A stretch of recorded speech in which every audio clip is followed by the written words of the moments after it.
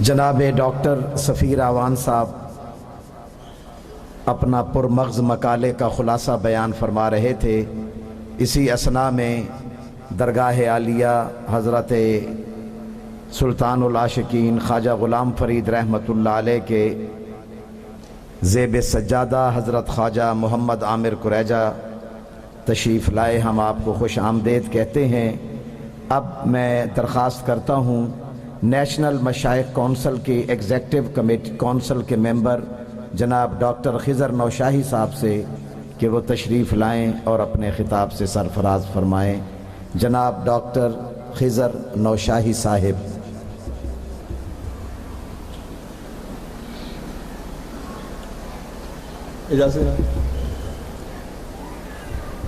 نحمدہ ونصلی ونسلم علی رسولہ الکریم۔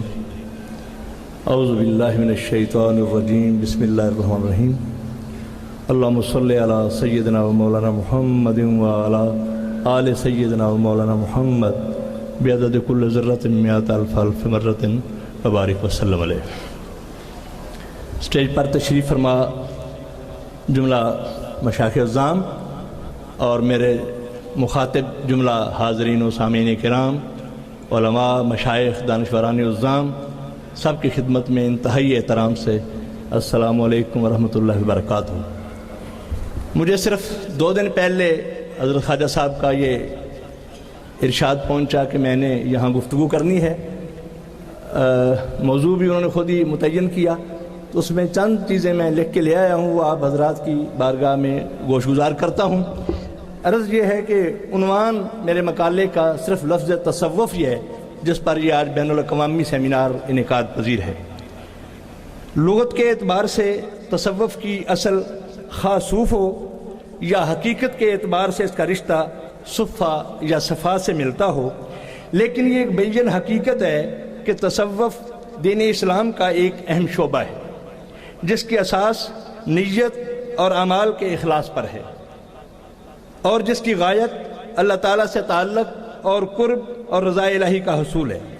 قرآن حکیم کے مطالعہ سے اور نبی کریم علیہ تحیت و تسلیم کے اسوہ حسنہ اور آثار صحابہ اکرام رضوان اللہ علیہ مجمعین سے اس حقیقت کے ثبوت ملتے ہیں۔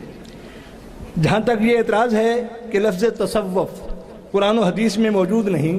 اور عہد صحابہ میں کسی نے صوفی نہیں کہلوایا، تو اگر یہی اصول ہے کسی لفظ کو اختیار کرنے کا، تو پھر ہم توحید کو کیسے مانیں گے، کیونکہ یہ لفظ بھی قرآن و حدیث میں کہیں نہیں ہے۔ ہمارا نقطہ نظر یہ ہے کہ آقا علیہ الصلوۃ والسلام اور صحابہ اکرام کے عہد مبارکہ میں جس طرح تفسیر، حدیث، فقہ اور کلام وغیرہ جیسی اصطلاحات وضع نہیں ہوئی تھیں، اگرچہ یہ تمام اصول و کلیات موجود تھے، مگر یہ نام اور اصطلاحیں بعد میں وضع ہوئیں۔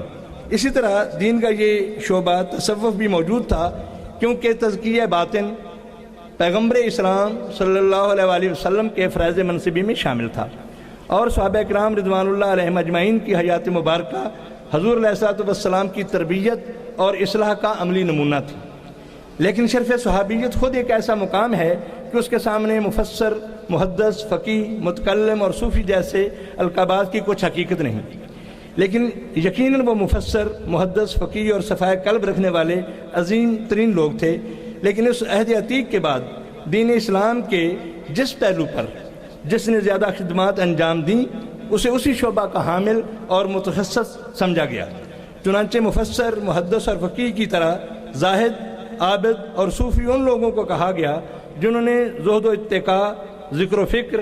خلوص و سادگی کو اختیار کیا اور رضا الہی کے حصول کو مقصد زندگی بنا لیا اور عرفان ذات حق کو اپنا مطلوب و مقصود بنایا۔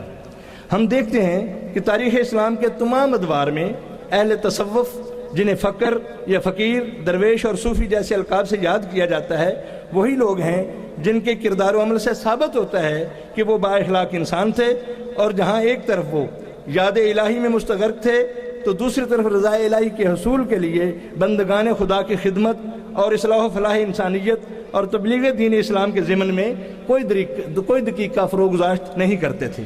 اور یہ سنت الہیہ ہے کہ وہ اپنے ذاکرین کو یاد رکھتا ہے اور صفحہ ہستی پر ان کے نام زندہ و تابندہ رہتے ہیں، اور بندگان خدا کے دلوں میں ان کے لیے عقیدت و احترام کے جذبات پائے جاتے ہیں۔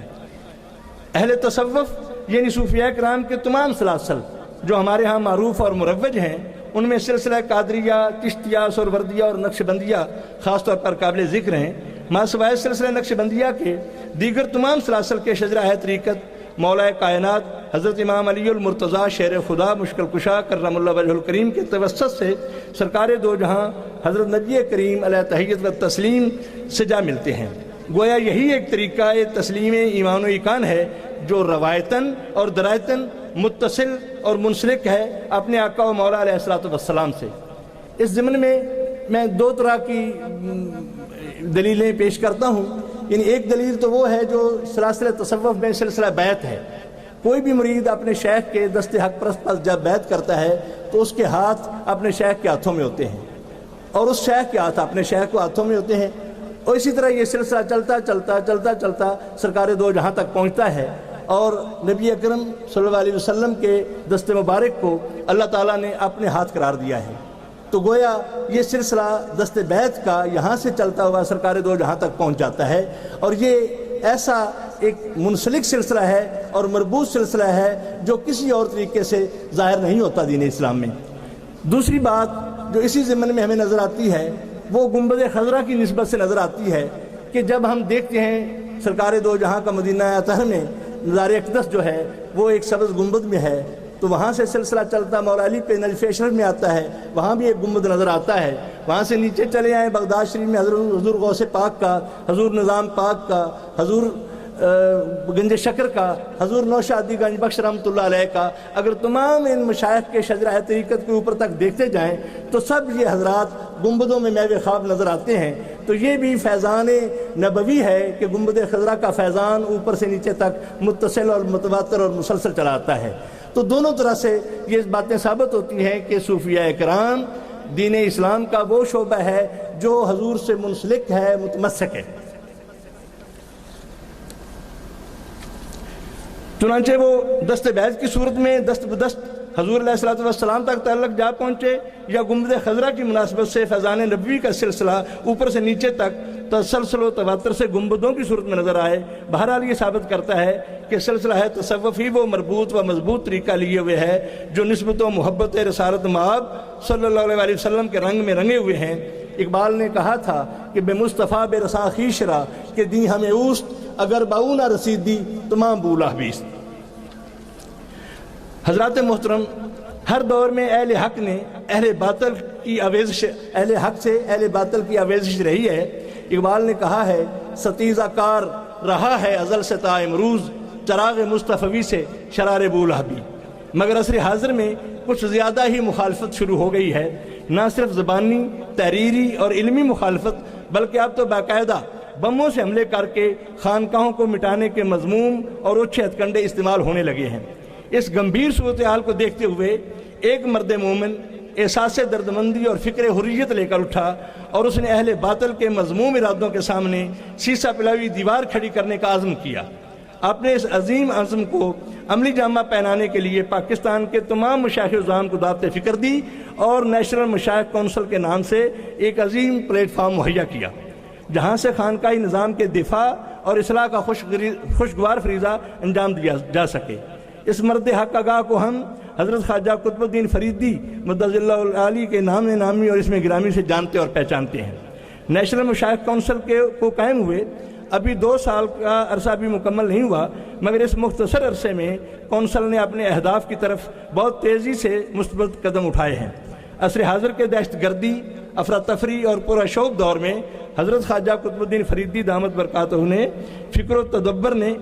تدبر نے مایوسی کے گھٹا ٹوپ اندھیروں میں روحانیت سے معمور امید کی شمع روشن کی ہے،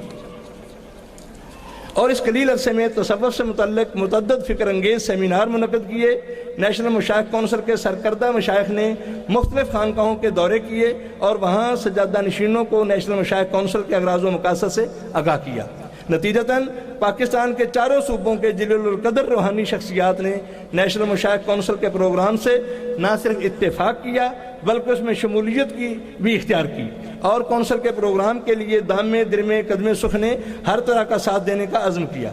حضرات محترم، اس وقت پوری دنیا جس کرب اور خوف و حزن میں مبتلا ہے، اس کا علاج صرف اور صرف خانقاہی نظام کے محبت آمیز ماحول میں ہی ممکن ہے۔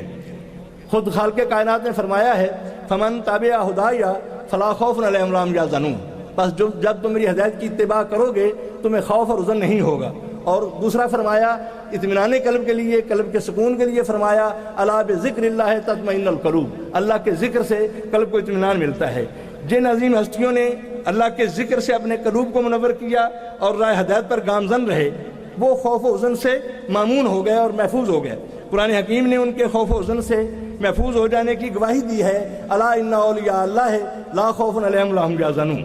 اور اسی زمرے میں شامل ہونے کے لیے اہل حق آرزو کرتے رہے۔ اقبال نے کہا کہ شریک زمرہ لا یحزنون کر۔